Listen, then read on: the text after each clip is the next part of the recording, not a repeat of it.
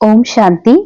ಇಂದಿನ ಮುರಳಿ ದಿನಾಂಕ 4 ಜೂನ್ 2026. मुरली महावाक्यಗಳು. मीठे बच्चे, तुम पारलौकिक बाबा को यथार्थ रीति जानते हो, इसलिए तुम्हें ही सच्चे प्रीत बुद्धि या आस्तिक कहेंगे. ಮಧುರ ಮಕ್ಕಳೇ, ತಾವು ಪಾರಲೌಕಿಕ ಪರಮಾತ್ಮ ತಂದೆಯನ್ನ ಯಥಾರ್ಥವಾಗಿ ತಿಳಿದುಕೊಂಡಿದ್ದೀರಿ. ಅದಕ್ಕಾಗಿ ತಮಗೆ ಸತ್ಯ ಪ್ರೀತಿ ಬುದ್ಧಿಯವರು ಅಥವಾ ಆಸ್ತಿಕರು ಅಂತ ನಿಮಗನೆ ಹೇಳಲಾಗ್ತದೆ ಅಂತ ಬಾಬಾ ಹೇಳ್ತಾರೆ. ಭಲೆ ನಾವು ಪರಮಾತ್ಮನ ಸ್ಮರಣೆಯನ್ನ ಮಾಡ್ತಾ ಬಂದ್ವಿ ಅನೇಕ ಜನ್ಮಗಳಿಂದ. ಈ ಜನ್ಮದಲ್ಲೂ ಕೂಡ ನಾವು ಭಗವಂತನ ಸ್ಮರಣೆ ಮಾಡ್ತಿದ್ವಿ, ಧ್ಯಾನ ಮಾಡ್ತಿದ್ವಿ. ಆದ್ರೆ ಯಥಾರ್ಥವಾಗಿ ತಿಳ್ಕೊಂಡಿರ್ಲಿಲ್ಲ.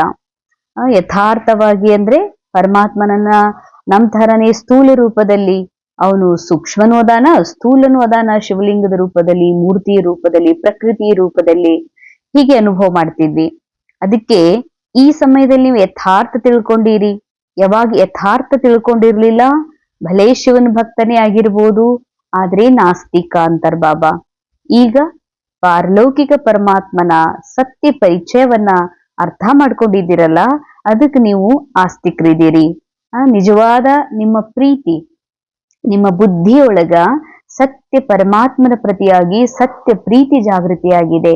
ನಾವು ಮೊದಲು ಭಾವನೆಯಿಂದ, ಅಂಧಶ್ರದ್ಧೆಯಿಂದನೋ ಅಥವಾ ಭಯದಿಂದಲೋ ಭಗವಂತನನ್ನ ಅನೇಕ ಅಪೇಕ್ಷೆಗಳ ಕಾರಣದಿಂದ ನೆನಪು ಮಾಡ್ತಾ ಇದ್ವಿ. ಆದ್ರೆ ಈಗ ಅರ್ಥವಾಗಿದೆ, ಇಲ್ಲಿ ಯಾವ ಅಪೇಕ್ಷೆ ಇಲ್ಲ, ಯಾವ ಬೇಕು ಬೇಡುಗಳಿಲ್ಲ. ನಾನು ಸಂಪೂರ್ಣ ಇದ್ದೀನಿ, ಪರಮಾತ್ಮ ಸಮಾನ, ತಂದೆ ಸಂಪೂರ್ಣತೆಯ ಸಾಗರ ಇದ್ದಾರೆ. ಬಸ್ ನಮ್ಮ ಮಿಲನವೇ ಆ ಸಂಪೂರ್ಣತೆಗೆ ಆಧಾರ ಆಗಿದೆ. ಅದಕ್ಕಾಗಿ ಈಗ ನಮ್ದು ಪ್ರೇಮ ಏನಿದೆ ಬಹಳ ಸತ್ತಿದೆ. ಅದಕ್ಕೆ ನಮಗೆ ಸತ್ಯ ಪ್ರೀತಿ ಬುದ್ಧಿ ಉಳ್ಳ ಮಕ್ಕಳು ಅಂತ ಹೇಳಲಾಗ್ತದೆ, ಅಥವಾ ಆಸ್ತಿಕರು ಅಂತ, ನಿಜವಾದ ಪರಮಾತ್ಮನ ಸತ್ಯ ಅಸ್ತಿತ್ವವನ್ನ ಅರಿತವರು ಅಂತ. ಪ್ರಶ್ನೆ, बाबा के किस कर्तव्य से सिद्ध होता है कि वह भक्तों का रक्षक है? ಬಾಬಾರವರ ಯಾವ ಕರ್ತವ್ಯದಿಂದ ಸಿದ್ಧ ಆಗ್ತದ ಪರಮಾತ್ಮ ಭಕ್ತರ ರಕ್ಷಕಿದಾರಂತ? सब भक्तों को रावण की जेल से छुड़ाना, ಎಲ್ಲಾ ಭಕ್ತರಿಗೆ ರಾವಣನ ಜೈಲಿನಿಂದ ಬಿಡಿಸೋದು. इन साल्वेंट से साल्वेंट बनाना, यह एक बाबा का ही ಕರ್ತವ್ಯ है. ಎಲ್ಲಾ ಭಕ್ತರನ್ನ ರಾವಣನ ಜೈಲಿನಿಂದ ಮುಕ್ತಗೊಳಿಸೋದು, ಬಂಧನದಲ್ಲಿರುವಂಥವರನ್ನ ನಿರ್ಬಂಧನರನ್ನಾಗಿ ಮಾಡೋದು, ಇದು ಕೇವಲ ಒಬ್ಬ ಪಿತಾ ಪರಮಾತ್ಮನ ಮಹಾನ್ ಕರ್ತವ್ಯ ಆಗಿದೆ. ಭಕ್ತರಿಗೆ ರಾವಣನ ಜೈಲಿನಿಂದ ಬಿಡಿಸೋದು ಅಂದ್ರೆ, ರಾವಣ ನಮ್ಗೆ ಬುದ್ಧಿಯಲ್ಲಿ ಏನನ್ನ ತುಂಬಿದ ಅಂತಂದ್ರೆ, ಪರಮಾತ್ಮನ ಸಮಾನಾಗಿರುವ ನಿರಾಕಾರ ಆತ್ಮರ ಒಂದು ಮೈಂಡ್ ಒಳಗ ರಾವಣ ತುಂಬಿದ, ನೀ ಬಹಳ ಕಮ್ಮಿದಿ, ಕಮ್ಜೋರಿದಿ, ನೀ ಸಾಕಾರ ಜಗತ್ತಿನಲ್ಲಿ ಬಂದಿ ಅಂತಂದ್ರ ನೀ ಪತಿತಿದಿ, ನೀನು ಭಗವಂತನ ಸಮಾನ ಆಗಲಾರೆ, ನೀ ಬೇಡ್ಕೋಬೇಕಾಗ್ತದ ಅಂತ. ಅಂದ್ರೆ ಬೇಡ್ಕೊಳ್ಳುವಂತಹ, ಕೇಳಿಕೊಳ್ಳುವಂತಹ ಅಥವಾ ಇಚ್ಛೆಗಳನ್ನ ಹುಟ್ಟಿಸುವಂತಹ ಒಂದು ಕಾರ್ಯ ರಾವಣ ಬುದ್ಧಿಯಲ್ಲಿ ತುಂಬಿಬಿಟ್ಟ. ಅದಕ್ಕೆ ಬಾಬಾ ಹೇಳ್ತಾರ, ನನ್ನ ಮಕ್ಕಳು ಪರಮಾತ್ಮ ಸಮಾನಾಗಿರುವಂಥವ್ರು, ನನ್ನ ಮಕ್ಕಳು ಸಂಪೂರ್ಣ ಶಾಂತ ಪವಿತ್ರ ಆಗಿರುವಂಥವ್ರು ಇವತ್ತು ರಾವಣನ ಬಂಧನದಲ್ಲಿ ಸಿಲುಕಿ ತಮಗ್ ಬೇಡುವಂಥವ್ರು. ಅಂದ್ರೆ ಎದುರುಗಡೆ ಇರುವವರನ್ನ ಶ್ರೇಷ್ಠ, ತಮ್ಮನ್ನ ಕನಿಷ್ಠ ಅನುಭವ ಮಾಡೋದು. ಭಕ್ತಿ ಅಂದ್ರೇನೆ ಇದೆ, ಭಗವಂತನನ್ನ ಅತ್ಯಂತ ಶ್ರೇಷ್ಠ, ತನ್ನನ್ನ ಕನಿಷ್ಠ. ಇದರಲ್ಲಿ ಕೇವಲ ಭಗವಂತನ ರೂಪದಲ್ಲಿ ನೋಡೋದಿದೆ, ಪರಮಾತ್ಮನನ್ನ ತಂದೆ ರೂಪದಲ್ಲಿ ನೋಡ್ಲಿಕ್ಕಾಗಲ್ಲ. ಯಾಕಂದ್ರೆ ತಂದೆದಾರತ್ತಂದ್ರ ಆ ತಂದೆ ಅಂತಾನೆ ಮಕ್ಕಳಿರ್ತಾರ. ಅದಕ್ಕಾಗಿ ನಾವು ಭಗವಂತನನ್ನ ಪ್ರಭು, ಹೇ ಸ್ವಾಮಿ, ಹೇ ದೇವ್ರೆ ಅನ್ನುವ ರೂಪದಲ್ಲಿ ನೆನಪು ಮಾಡಿದ್ವಿ. ಯಾಕೆ ಅಂದ್ರೆ ನೀ ಬಹಳ ದೊಡ್ಡವಿದಿ, ನಾ ಬಹಳ ಕನಿಷ್ಠಿದ್ದೀನಿ, ನಾನು ನಿನ್ನ ಪಾದದ ಧೂಳಿದ್ದೀನಿ. ಈ ರೀತಿ ನಮ್ಮ ಬುದ್ಧಿಯಲ್ಲಿ ರಾವಣ ಅನೇಕ ವಿಷಯಗಳಿಂದ ನಮ್ಮ ಪರಮಾತ್ಮನ ಮಧ್ಯದಲ್ಲಿ ಬಹುದೊಡ್ಡ ಗೋಡೆಯನ್ನ ನಿರ್ಮಾಣ ಮಾಡಿದ. ಇದೇ ದೊಡ್ಡ ಬಂಧನ ಅಂತ ಹೇಳ್ತಾರೆ ಬಾಬಾ. ಜೈಲಿದು ಇದನ್ನೇ ಜೀವನದಲ್ಲೂ ಕೂಡ ಅನುಭವ ಮಾಡ್ತಾ ಬಂದ್ವಿ. ಇವರು ದೊಡ್ಡ ವ್ಯಕ್ತಿ, ನಾನು ಕಮ್ಜೋರ, ಇವರು ಶ್ರೇಷ್ಠರು, ನಾನು ಕನಿಷ್ಠ ಈ ಭಾವನೆಯೊಳಗ ಈ ಒಂದು ಇನ್ಫೀರಿಯಾರಿಟಿ ಮೈಂಡ್ ಸೆಟ್ ಇಂದ ಮುಕ್ತ ಮಾಡೋದಕ್ಕಾಗಿನೇ ಬಾಬಾ ಬಂದಿದ್ದಾರೆ. ಇದು ಬಾಬಾನೇ ಮಾಡ್ತಾರೆ, ಬೇರೆ ಯಾರು ಮಾಡಕ್ ಸಾಧ್ಯ ಇಲ್ಲ. ಅದಕ್ಕೆ ಅನೇಕರು ವಿರೋಧ ಮಾಡ್ತಾರೆ, ನೀ ಭಗವಂತನ ಸಮಾನ ಹೆಂಗಾಗ್ತಿ ಅಂತ. ಅವ್ ನಮ್ಮಪ್ಪ ಅಂದ್ಮೇಲೆ ಅಪ್ಪನಂಗ ಮಕ್ಳಿರ್ತಾರ, ನಮ್ ತಂದೆ ಅಂದ್ಮೇಲೆ ಅವ್ನ್ ಪೂರಾ ಆಸ್ತಿಗೆ ನಾವ್ ಹಕ್ಕದಾರ ಇದೀವಿ. ಅಪ್ಪನಂತೆ ಮಕ್ಕಳು, ಮಕ್ಕಳ ತರನೇ ಅಪ್ಪ ಅದಾರ. ಆದ್ರೆ ಈ ಮಾತು, ಈ ಸತ್ಯ ಕೇವಲ ಬಾಬಾನೇ ಬಂದ್ ಹೇಳ್ತಾರ, ಬೇರೆ ಯಾರು ಹೇಳಕ್ಕೆ ಸಾಧ್ಯವಿಲ್ಲ. ಬಂಧನದಲ್ಲಿರೋರನ್ನ ಮುಕ್ತ ಮಾಡೋದು, ಜೈಲಿನಿಂದ ಬಿಡಿಸುವಂತ ಕಾರ್ಯ ಬಾಬಾನೇ ಮಾಡ್ತಾರ. ಜೈಲ್ ಅಂದ್ರ ಸ್ಥೂಲ ಜೈಲಲ್ಲ, ಮನಸ್ಸು ತನ್ನನ್ನ ಕಮ್ಜೋರ್, ತನ್ನನ್ನ ಮನುಷ್ಯ, ತನ್ನನ್ನ ಹೀನ ಭಾವನೆಗಳಿಂದ ಕಮ್ಮಿ ಇರುವವನು, ಇದನ್ನು ಕೇವಲ ಭಗವಂತನೇ ತುಂಬಕ್ ಸಾಧ್ಯ ಅನ್ನುವ ಒಂದು ಫೀಲಿಂಗ್ಸ್ ಇಂದ ತುಂಬಿ ಹೋಗ್ಬಿಟ್ಟಿದೆ. ಅದಕ್ಕೆ ಬಾಬಾ ಅಂತಾರೆ, ಇದೆಲ್ಲದರಿಂದ ಪರಮಾತ್ಮನೇ ಬಂದು ಬಿಡಿಸ್ತಾರೆ. जो पुराने भक्त है उन्हें ब्राह्मण बनाकर देवता बना देना, यह उनकी रक्षा है. ಅಂಡರ್ಲೈನ್. ಎಷ್ಟು ಸುಂದರ ಮಾತು.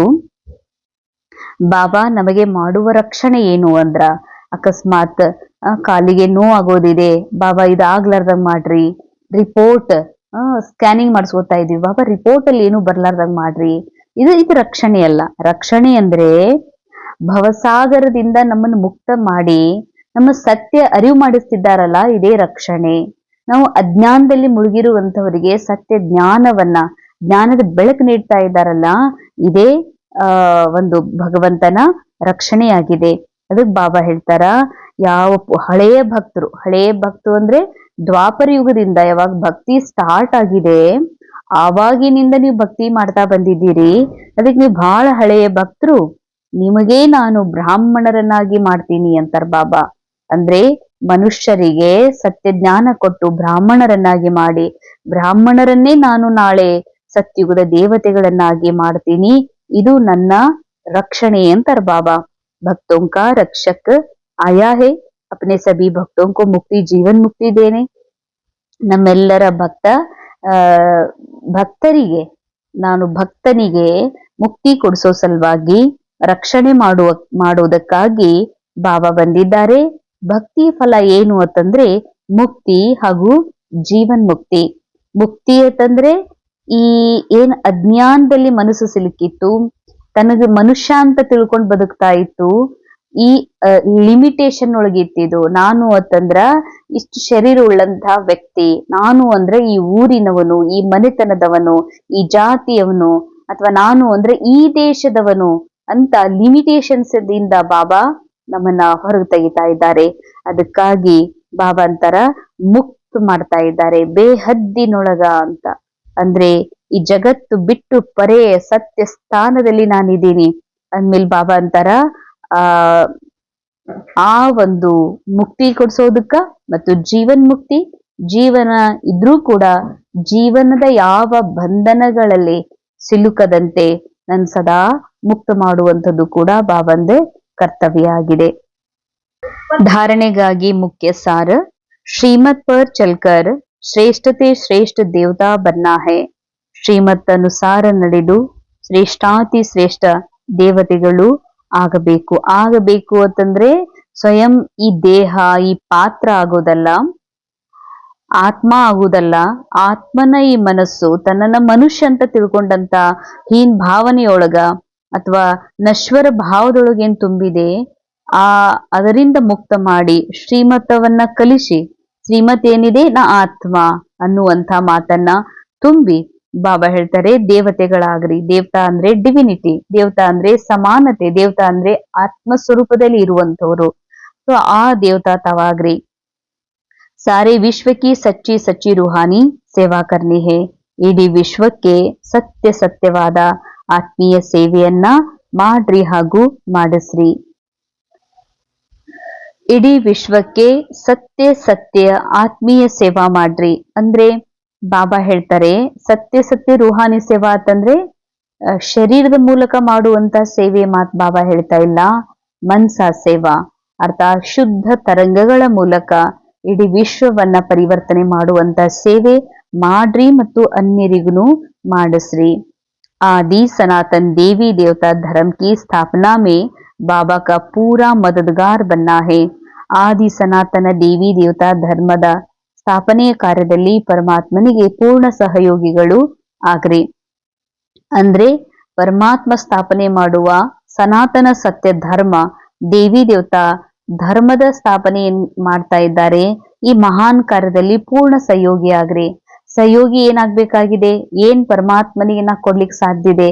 ಯಾಕಂದ್ರೆ ಏನೆಲ್ಲಾ ಕೊಟ್ಟಿರುವುದು, ಏನೆಲ್ಲಾ ಸಿಕ್ಕಿರುವುದು ಭಗವಂತನ ಮೂಲಕ. ಅಂದ್ಮೇಲೆ ಭಗವಂತನಿಗೆ ನಾನು ಏನ್ ಕೊಡ್ಲಿಕ್ಕೆ ಸಾಧ್ಯ ಅಂದ್ರೆ, ನಾನು ಆತ್ಮ ನಾಟಕದಲ್ಲಿ ಸಿಕ್ಕಿರುವ ಪಾತ್ರವನ್ನ ಅಭಿನಯ ಮಾಡೋದ್ರ ಜೊತೆಯಲ್ಲಿ ಆ ಪಾತ್ರದಿಂದ ಡಿಟ್ಯಾಚ್ ಆಗಿ ಸದಾ ನನ್ನ ಮೂಲ ಆತ್ಮಸ್ಥಿತಿಯಲ್ಲಿ ಸ್ಥಿತ ಆಗಿರೋದೇ, ಅಥವಾ ಆತ್ಮಸ್ಥಿತಿಯಲ್ಲಿ ಸ್ಥಿತ ಆದಂತ ಶುಭ ತರಂಗಗಳ ಒಂದೇನು ವೈಬ್ರೇಷನ್ ಹರಡಿಸುವಂತ ಕಾರ್ಯ ಇದೆ. ಇದೇ ಪರಮಾತ್ಮನಿಗೆ ಕೊಡುವ ಅತಿ ಶ್ರೇಷ್ಠ ಸೇವಾ. ಯಾಕಂದ್ರೆ ಮಾನವತ್ವದಿಂದ ಪರಮಾತ್ಮ ತಂದೆ ದೇವತಾ ಸ್ಥಿತಿಗೆ ಕರ್ಕೊಂಡು ಹೋಗ್ತಾ ಇದ್ದಾರ. ಅಂದ ಮೇಲೆ ದೇವತಾ ಅನ್ನುವಂಥದ್ದೊಂದು ರೂಪ ಅಲ್ಲ, ಕೇವಲ ವೇಷಭೂಷ ಅಲ್ಲ. ದೇವತಾ ಅನ್ನುವಂಥದ್ದು ಒಂದು ಸ್ಥಿತಿ, ಅವಸ್ಥಾ. ಅದಕ್ಕಾಗಿ ಬಾಬಾ ಅಂತಾರೆ, ಈ ಸಮಯದಲ್ಲಿ ನೀವು ಮಕ್ಕಳು ನಮ್ಮ ಮಾನವ ಅನ್ನುವಂತ ಭಾವ ಇದೆಯಲ್ಲ, ಆ ಭಾವದಿಂದ ಹೊರಗೆ ಬರುವುದೇ ಭಗವಂತನಿಗೆ ಸಹಯೋಗ ಕೊಡೋದು. ಯಾಕೆ ಅಂದ್ರೆ ಮಾನವ ಜಗತ್ತಿನೊಳಗ ಬಂದು ಪರಮಾತ್ಮ ಮಾನವರನ್ನೇ ದೇವ ಮಾನವರನ್ನಾಗಿ ಮಾಡ್ತಾರಂದ್ರೆ, ನಾ ಮನುಷ್ಯ ಇದೀನಿ, ನಾ ಸೀಮಿತ ಇದೀನಿ, ನಾ ಒಂದಿನ ಸಾಯ್ತೀನಿ, ನನ್ಗಿಷ್ಟೆಲ್ಲ ಕಮ್ಮಿ ಅದ, ನನ್ನ ಜೀವನದಲ್ಲಿ ತೊಂದರೆ ಅದ ಅನ್ನುವ ಭಾವದಿಂದ ಮುಕ್ತ ಮಾಡ್ಬೇಕಾಗಿದೆ. पारलौकिक बाबा से सच्ची सच्ची प्रीत रखनी है। वरदान आत्मिक उन्नति के साधन द्वारा सर्व परिस्थितियों पर विजय प्राप्त करने वाले अकाल मूर्त भव। ಆತ್ಮಿಕ ಉನ್ನತಿಯ ಸಾಧನದ ಮೂಲಕ ಸರ್ವ ಪರಿಸ್ಥಿತಿಗಳ ಮೇಲೆ ವಿಜಯ ಪ್ರಾಪ್ತ ಮಾಡಿಕೊಳ್ಳುವಂತಹ ಅಕಾಲ ಮೂರ್ತ ಭವ. जैसे शरीर निर्वाह के लिए अनेक साधन अपनाते हो, ऐसे आत्मिक उन्नति के भी साधन अपनाओ. ಹೇಗೆ ಶರೀರ ನಿರ್ವಹಣೆಗಾಗಿ ಅನೇಕ ಸಾಧನಗಳನ್ನ ಅಳವಡಿಸ್ಕೊಳ್ತೀರಿ, ಹಾಗೆ ಆತ್ಮಿಕ ಉನ್ನತಿಗಾಗಿಯೂ ಸಹ ಆತ್ಮಿಕ ಉನ್ನತಿಯ ಸಾಧನಗಳಾಗಿ ಏನಿದಾವಲ್ಲ ಅವುಗಳನ್ನ ಅಳವಡಿಸ್ಕೊಡ್ರಿ. इसके लिए सदा अकाल मूर्त स्थिति में स्थित होने का अभ्यास करो. ಬಾಬಾ ಹೇಳ್ತಾರೆ, ಹೇಗೆ ಶರೀರ ನಿರ್ವಹಣೆಗಾಗಿ ಬಹಳ ಹೀಟ್ ಇದ್ರೆ ಹೇಗೆ ಫ್ಯಾನ್ ಬೇಕು, ದಾರಿ ದೂರ ಇದ್ರೆ ಗಾಡಿಗಳು ಬೇಕು, ಆ ಎಲ್ಲಾ ಸಾಧನಗಳನ್ನ ಯೂಸ್ ಮಾಡ್ತಿದ್ದೀರಲ್ಲ ಜೀವನ ನಿರ್ವಹಣೆಗಾಗಿ, ಹಾಗೇನೆ ಬಾಬಾ ಹೇಳ್ತಾರ ಆತ್ಮ ಉನ್ನತಿಗಾಗಿ ಅದಕ್ಕೂ ಸಾಧನಗಳನ್ನ ಉಪಯೋಗ ಮಾಡ್ರಿ. ಆ ಸಾಧನ ಯಾವುದು ಅಂತಂದ್ರೆ ಬಹಳ ಸೂಕ್ಷ್ಮ ಇದೆ. ಆತ್ಮ ಸೂಕ್ಷ್ಮ ಇರೋದ್ರಿಂದ ಆತ್ಮ ಉನ್ನತಿಯ ಸಾಧನಗಳು ಕೂಡ ಅತಿ ಸೂಕ್ಷ್ಮ ಇವೆ. ಅದಾಗಿದೆ ಅಕಾಲ ಮೂರ್ತ ಸ್ಥಿತಿ. ಈ ಅಕಾಲ ಮೂರ್ತ ಸ್ಥಿತಿಯಲ್ಲಿ ಸ್ಥಿತ ಆಗುವಂತಹ ಅಭ್ಯಾಸ ಮಾಡ್ರಿ ಅಂತಾರ ಬಾಬಾ. ಅಕಾಲ ಮೂರ್ತ ಅಂದ್ರೆ ಕಾಲ ಅಂತಂದ್ರೆ ಸಮಯದ ಸೀಮೆ, ಸಮಯ. ಕಾಲ ಅಂತಂದ್ರೆ ಸಾವು. ಯಾವಾಗ ನಾ ಮನುಷ್ಯನ್ ತಿಳ್ಕೊತೀನಿ, ನನ್ನಲ್ಲಿ ಇದೊಂದು ಭಯ ಹುಟ್ಟುತ್ತದ, ನಾ ಒಂದಿನ ಸಾಯ್ತೀನಿ, ಅಥವಾ ನನಗೇನಾರೆ ಆದ್ರೆ ಹೆಂಗ, ನನಗ್ ರೋಗ ಬಂದ್ರೆ ಹೆಂಗ, ನಾನು ನಡುವೆ ಬಿಟ್ಟು ಹೋದ್ರೆ ಹೆಂಗ ಅನ್ನುವ ಕಾಲದ ಬಂಧನದಲ್ಲಿ ಮನಸ್ಸು ಸಿಕ್ಕಾಕೊಂಡ್ಬಿಡ್ತದ. ಹಾಗೇನೆ ನಾನು ಶರೀರ ಇದೀನಿ ಅಂತಂದ್ರ ನಾ ಈ ದೇಶ, ಈ ಊರು, ಈ ಜಾತಿ ಮತ್ತು ಈ ಮನೆ, ಈ ಸೈಜಿನ ವ್ಯಕ್ತಿ ಇದೀನಿ ಅನ್ನೋದು ಬರ್ತದ. ಅಂದ್ರೆ ಕಾಲದ ಬಂಧನದೊಳಗ ಸಿಕ್ಕಾಕೋತೀನಿ. ನನ್ಗಿಷ್ಟು ವಯಸ್ಸಾಗ್ಬಿಡ್ತು, ಇನ್ನೆಷ್ಟು ವರ್ಷ ಇರ್ತೀನೋ ಏನೋ, ಇಷ್ಟು ವಾರ ಕಳೆದು, ಇಷ್ಟು ತಿಂಗಳು ಹೋಯ್ತು, ವರ್ಷನೇ ಮುಗೀತು, ಓದ್ಬೇಕು, ದುಡಿಬೇಕು, ಮಾಡ್ಬೇಕು, ಏನಾದ್ರೂ ಮಾಡಿ ತೋರಿಸ್ಬೇಕು ಅನ್ನುವಂತ ಕಾಲದ ಬಂಧನದಲ್ಲಿ ಮನಸ್ಸು ಸಿಕ್ಕಾಕೊಂಡಿದೆ. ಅದಕ್ಕೆ ಅನುಭವ ಮಾಡ್ರಿ, ಬಂಧನದಲ್ಲಿ ಸಿಲುಕಿರುವುದು ಈ ದೇಹ, ಈ ರೋಲ್, ಈ ಮನಸ್ಸು. ನಾ ಆತ್ಮ ಕಾಲದ ಬಂಧನದಲ್ಲಿ ಸಿಕ್ಕಾಕೊಳಕ್ ಸಾಧ್ಯ ಇಲ್ಲ. ಕಾಲ ನನಗೆ ಬಂಧಿಸ್ಲಿಕ್ಕೆ ಸಾಧ್ಯ ಇಲ್ಲ. ಸಾವು ನನಗೆ ಬಂಧಿಸೋದಕ್ ಸಾಧ್ಯ ಇಲ್ಲ. ನಾನು ಸಮಯಾತೀತ ಕಾಲಾತೀತ ಇದ್ದೀನಿ. ಅಂದಮೇಲೆ ಈ ಸತ್ಯದ ಸ್ಮೃತಿಯಲ್ಲಿ ಸ್ಥಿತ ಆಗುವ ಅಭ್ಯಾಸ ಮಾಡೋದ್ರಿಂದ ಆತ್ಮ ಉನ್ನತಿ ಆಗ್ತದೆ. जो स्वयं को अकाल मूर्त समझकर चलते हैं वह अकाले मृत्यु से, अकाल से, सर्व समस्याओं से बच जाते हैं. अंडरलाइन बहुत सुंदर महावाक्य, ಪವರ್ಫುಲ್ ಮಹಾವಾಕ್ಯ. ಯಾರು ಈ ಅಕಾಲ ಮೂರ್ತ ಸ್ಥಿತಿಯಲ್ಲಿ ಸ್ಥಿತ ಆಗ್ತಾರ, ನಾ ಕಾಲದಿಂದ ಪರೆ ಇದ್ದೀನಿ, ನನ್ ಸಮಯ ಆಗ್ಲಿ, ಸಾವಾಗ್ಲಿ, ಈ ಜಗತ್ತಿನ ನಿಯಮಗಳಾಗ್ಲಿ, ನಾನಾತ್ಮನಿಗೆ ಬಂಧಿಸೋದಕ್ಕ ಸಾಧ್ಯವಿಲ್ಲ. ಅಂದ ಮೇಲೆ ಯಾರು ಈ ಸ್ಥಿತಿಯ ಅಭ್ಯಾಸವನ್ನ ಮಾಡ್ತಾರೋ ಅವರಿಗೆ ಬಾಬಾ ಹೇಳ್ತಾರ ಅಕಾಲೆ ಮೃತ್ಯು ಆಗೋದಿಲ್ಲ. ಅಕಾಲದಿಂದ ಅಕಾಲ್ ಅಂದ್ರೆ ಬರಗಾಲ, ನನ್ ಕಮ್ಮಿ ಅದ, ಎಲ್ಲ ಕಳ್ಕೊಂಡೇನಿ ಅನ್ನೋದ್ರಿಂದಲೂ ಕೂಡ ಮುಕ್ತ ಆಗ್ತಾರ. ಸರ್ವ ಸಮಸ್ಯೆಗಳಿಂದ ಮುಕ್ತ ಆಗ್ತಾರ. मानसिक चिंताएं मानसिक परिस्थितियों को हटाने के लिए सिर्फ अपने पुराने शरीर के भान को मिटाते जाओ. ಮಾನಸಿಕ ಚಿಂತೆಗಳು ಬಹಳ ಅಂಡರ್ಲೈನ್ ಮಾಡ್ಕೋಬೇಕಾಗಿದೆ. ಮಾನಸಿಕ ಚಿಂತೆ, ಮಾನಸಿಕ ಪರಿಸ್ಥಿತಿಗಳು ದೂರ ಆಗ್ಬೇಕಂದ್ರ ಕೇವಲ ಒಂದೇ ಒಂದು ಉಪಾಯ, ಈ ದೇಹ ಭಾನದಿಂದ ಹೊರಗ್ ಬರೋದ್ ಕಲೀರಿ ಅಂತಾರ ಬಾಬಾ. ಮಾನಸಿಕ ಚಿಂತೆ ಯಾವಾಗ, ಈ ಮನಸ್ಸು ಚಿಂತೆ ಯಾವಾಗ ಮಾಡ್ತದ, ಬರೀ ದೇಹದ ಚಿಂತೆ, ದೇಹಕ್ಕೆ ಇರುವ ಏನೆಲ್ಲ ಬಾಬಾ ಹೇಳ್ತಾರ, ಎಲ್ಲಾ ಚಿಂತೆಗಳಿರೋದು, ಎಲ್ಲಾ ಮಾನಸಿಕ ಪರಿಸ್ಥಿತಿಗಳು, ಈರ್ಷಾ, ದ್ವೇಷ, ಚಿಂತೆ, ದುಃಖ, ಇದು ಎಲ್ಲದಕ್ಕೂ ಕಾರಣ ದೇಹ ಇದೀನಂತ ತಿಳ್ಕೊಂಡಿರೋದು. ಈ ದೇಹಕ್ಕೆ ತೊಂದರೆ ಆಗ್ತಾ ಇದೆ, ಈ ದೇಹಕ್ಕೆ ಕಮ್ಮಿ ಬೀಳ್ತಾ ಇದೆ, ಈ ದೇಹಕ್ಕೆ ಅಪಮಾನ ಆಗ್ತಾ ಇದೆ, ನನ್ನ ದೇಹವನ್ನೇ ಜೀವನ ಅನ್ಕೊಂಡು ನನ್ನ ಜೀವನಕ್ಕ ಈ ರೀತಿ ಅನ್ಯಾಯ ಆಗಿದೆ. ಇವೆಲ್ಲ ಮಾನಸಿಕ ಚಿಂತೆಗಳಿಗೆ ಕಾರಣ ಅಂದ್ರೆ ದೇಹ ಅಂತ ತಿಳ್ಕೊಂಡಿರೋದು. ಬಾಬಾ ಅಂತಾರ, ದೇಹ ಭಾನದಿಂದ ಎಷ್ಟು ಮುಕ್ತ ಆಗ್ತಿ, ಹೊರಗ್ ಬರ್ತಿ, ನಿನಗ ಆತ್ಮ ಅನ್ನುವ ಸತ್ಯದಲ್ಲಿ ನಿನಗೆ ಎಷ್ಟು ಸ್ಥಿತ ಮಾಡ್ಕೊಳ್ತಿ, ಅಷ್ಟಷ್ಟು ನಿನ್ನ ಮಾನಸಿಕ ಚಿಂತೆಗಳು, ಮಾನಸಿಕ ಪರಿಸ್ಥಿತಿಗಳೇನದವಲ್ಲ ಇವೆಲ್ಲ ದೂರ ಆಗ್ಲಿಕ್ಕೆ ಶುರುವಾಗ್ತವೆ ಅಂತಾರ ಬಾಬಾ. स्लोगन, कोई भी बात जो बार बार फील करता है वह फाइनल में फेल हो जाता है. ಯಾವ ಮಾತು ಪದೇ ಪದೇ ಯಾರು ಫೀಲ್ ಮಾಡ್ತಾರೋ ಅವರು ಫೈನಲ್ ಪೇಪರ್ ನಲ್ಲಿ ಫೇಲ್ ಆಗ್ತಾರೆ. ಅಂದ್ರೆ ಬಹಳ ಡೆಪ್ತ್, ಬಹಳ ಸೂಕ್ಷ್ಮ ಅರ್ಥ ಉಳ್ಳಂತ ಮಹಾವಾಕ್ಯ. ಯಾವ ವ್ಯಕ್ತಿ ಪದೇ ಪದೇ ಯಾವುದೋ ಮಾತಿದೆ, ಆ ಮಾತು ಪದೇ ಪದೇ ಫೀಲ್ ಮಾಡ್ತಾರ, ನನ್ಗೆ ಹಿಂಗ್ ಮಾಡ್ಬಾರ್ದಾಗಿತ್ತು, ಅಥವಾ ನನ್ಗೆ ಈ ರೋಗ ಬರಬಾರ್ದಾಗಿತ್ತು, ಇಷ್ಟು ದೊಡ್ಡ ಆಪರೇಷನ್ ಆಗ್ಬಾರ್ದಾಗಿತ್ತು, ಇವರೆಲ್ಲಾ ಸೇರಿ ನನ್ ಜೊತೆ ಹಿಂಗ್ ನಡ್ಕೋಬಾರ್ದಾಗಿತ್ತು ಅಂತ. ಆ ಘಟನೆ ಡ್ರಾಮಾ ಅನುಸಾರ ನೂಂತಿದೆ.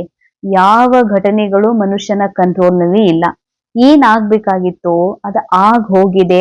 ಆಗಿ ಹೋಗಿರೋದನ್ನ ವಾಪಸ್ ಅದನ್ನ ಸರಿಪಡಿಸ್ಲಿಕ್ಕೆ ಆಗೋದಿಲ್ಲ, ಮುಗಿದು ಹೋಗ್ಬಿಟ್ಟಿದೆ.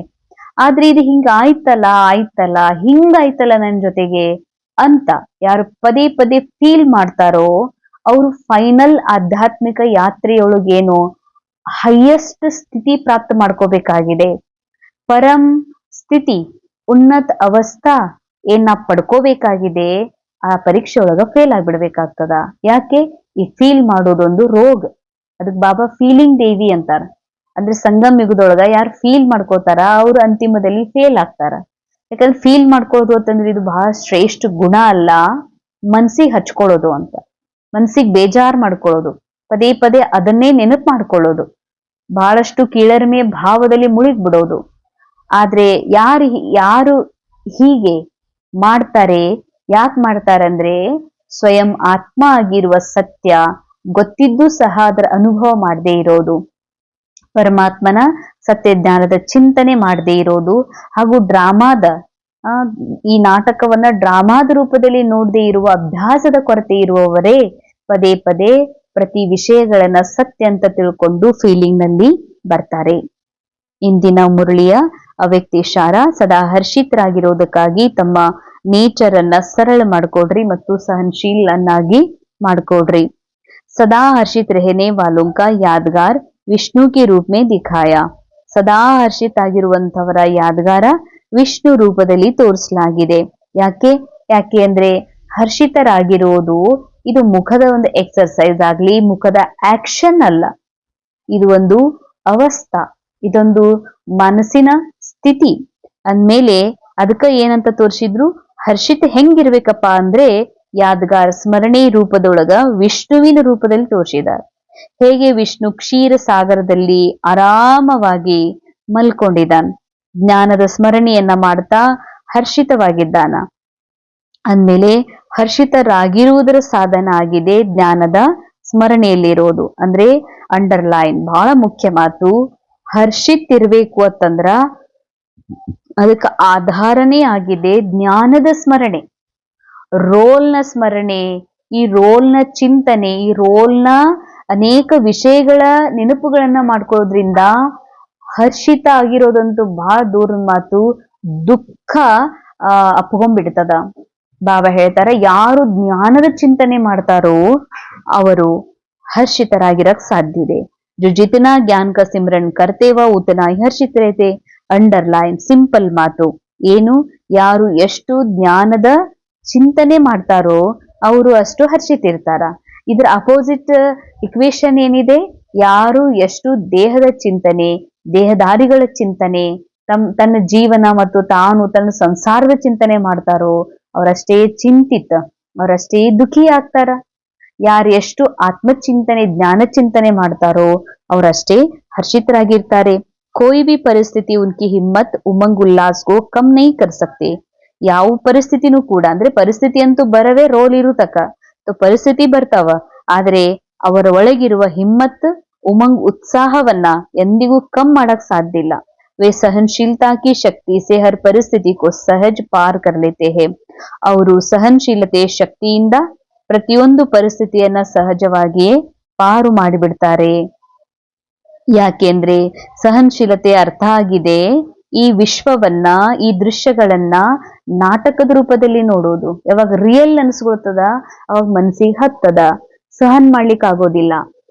ಬಾಬಾ ಹೇಳ್ತಾರೆ, ಯಾವಾಗ ನಾವ್ ಇದನ್ನ ನಾಟಕ ಅಂತ ತಿಳ್ಕೊತೀವಿ, ಸಾಕ್ಷಿಯಾಗಿ ನೋಡ್ತೀವಿ, ಆಗ ಸಹನೆ ನಮ್ಮ ಸಹಜ ಗುಣ ಆಗ್ತದ. ಇದರಿಂದ ಪ್ರತಿಯೊಂದು ಪರಿಸ್ಥಿತಿಗಳನ್ನ ಪಾರ್ ಮಾಡುವುದು ಕೂಡ ಸಹಜ ಆಗ್ಬಿಡ್ತದೆ. ಓಂ ಶಾಂತಿ. ಇಂದಿನ ಮುರಳಿಯ ಮಹಾವಾಕ್ಯಗಳ ಅನುಭವ ಮಾಡೋಣ. ತಮ್ಮನ್ನ ಆರಾಮದಾಯಕ ಸ್ಥಿತಿಯಲ್ಲಿ ಸ್ಥಿತ ಮಾಡ್ಕೊಡ್ರಿ, ಅನುಭವ ಮಾಡ್ರಿ. ಈ ವಿಶ್ವ ನಾಟಕದಲ್ಲಿ ವಿರಾಟ ಲೀಲೆಯಲ್ಲಿ ನಾನು ಆತ್ಮ, ನನಗೆ ಸಿಕ್ಕಿರುವ ಪಾತ್ರವನ್ನ ಅಭಿನಯ ಮಾಡುವುದರ ಜೊತೆಯಲ್ಲಿ ನಾನೀಗ ಅಭಿನಯದಲ್ಲಿ ಮುಳುಗದೆ ಅಭಿನಯಕ್ಕೆ ಸಿಕ್ಕಿರುವಂತಹ ಏನೆಲ್ಲ ದುಃಖದ ಭಾವ, ಚಿಂತೆಯ ಭಾವಗಳಿವೆಯೋ ಆಕ್ಟಿಂಗ್ ನಲ್ಲಿ, ಅವುಗಳನ್ನ ಸತ್ಯ ಅಂತ ತಿಳಿದು ನಾನು ದುಃಖಿಯಾಗುತ್ತಿದ್ದೆ, ದುಃಖದ ಸಾಗರದಲ್ಲಿ ಮುಳುಗುತ್ತಿದ್ದೆ. ಈಗ ನನಗೆ ಅರ್ಥವಾಗಿದೆ ರೋಲ್ನಲ್ಲಿ ಏನೆಲ್ಲ ಕಮಜೋರಿಗಳಿವೆಯೋ ರೋಲ್ನಲ್ಲಿ ಇವೆ, ಪಾತ್ರದಲ್ಲಿವೆ. ಆದರೆ ನಾನು ಪಾತ್ರಧಾರಿ ಅಲ್ಲ, ನಾನು ಪಾತ್ರವೂ ಅಲ್ಲ, ನಾನು ನಿರಾಕಾರಾತ್ಮ, ಸಾಕ್ಷಿ ದೃಷ್ಟ. ಹೀಗಾಗಿ ವಿಶ್ವ ನಾಟಕದಲ್ಲಿ ಏನೆಲ್ಲ ನಡೆಯುತ್ತಿದೆ ಇದರ ಪ್ರತಿಯಾಗಿ ನನಗೀಗ ಚಿಂತನೆ ನಡೆಯುತ್ತಿಲ್ಲ, ಚಿಂತೆ ನಡೆಯುತ್ತಿಲ್ಲ. ನಾನೀಗ ಯಥಾರ್ಥವಾಗಿ ನನ್ನನ್ನ ಆತ್ಮ ಎಂದು ತಿಳಿದು, ಈ ದೃಶ್ಯಗಳನ್ನ ನಾಟಕವೆಂದು ತಿಳಿದು ಪರಮಾತ್ಮ ತಂದೆಯನ್ನ ನೆನಪು ಮಾಡುತ್ತಿರುವೆ. ಹೀಗಾಗಿ ಬಾಬಾ ನನಗೆ ಸತ್ಯ ಪ್ರೀತಿಯುಳ್ಳ, ಪ್ರೀತಿ ಬುದ್ಧಿಯುಳ್ಳ ಮಗುವೆಂದು, ಆಸ್ತಿಕ ಎಂದು ನನಗೆ ಆಶೀರ್ವಾದ ಮಾಡುತ್ತಿದ್ದಾರೆ. ಸತ್ಯ ಜ್ಞಾನದ ಆಧಾರದಿಂದ ಭಕ್ತಿಗೆ ಮುಕ್ತಿಯಾಗಿದೆ. ಭಕ್ತಿಯ ಫಲವು ಮುಕ್ತಿ ಹಾಗೂ ಜೀವನ್ಮುಕ್ತಿ ಪ್ರಾಪ್ತವಾಗಿದೆ. ಈ ಸಂಗಮ ಯುಗದಲ್ಲಿ ನಾನು ಆತ್ಮ ಈ ಜೀವನವನ್ನ, ಸಿಕ್ಕಿರುವ ಪಾತ್ರವನ್ನ ಅಂತರಂಗ ಹಾಗೂ ಬಾಹ್ಯದಲ್ಲಿಯೂ ಕೂಡ ಸಂತುಷ್ಟ, ಹರ್ಷಿತವನ್ನಾಗಿ ಮಾಡುವುದಕ್ಕಾಗಿ ಸದಾ ನಾನು ದೇಹದ ಜಗತ್ತಿನ ಚಿಂತನೆಯನ್ನ, ವಿಚಾರಗಳನ್ನ, ಅನುಭವಗಳಿಂದ ದೂರಾಗಿ ಆತ್ಮದ ಸತ್ಯ ಸ್ಥಿತಿಯಲ್ಲಿ ಸ್ಥಿತ ಆಗ್ತಾ